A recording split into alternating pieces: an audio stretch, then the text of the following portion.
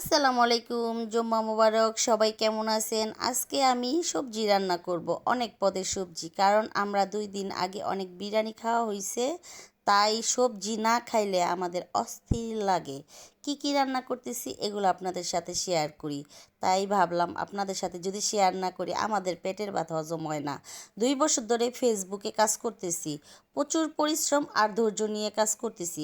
সফলতার মুখ দেখিই না, কিছুতেই দেখি না, তারপরও আশা ছাড়ি না। তারপরও অনেকে বলে কি করেন কি করেন, কি করি না, যতটুকু চেষ্টা করতেছি লং ভিডিও আজকে প্রতিদিন ছাড়তেছি এখন থেকে। তারপরও যদি ভিডিওতে ভিউ না হয়, লাইক কমেন্ট না হয়, তাহলে কই যামু কোন?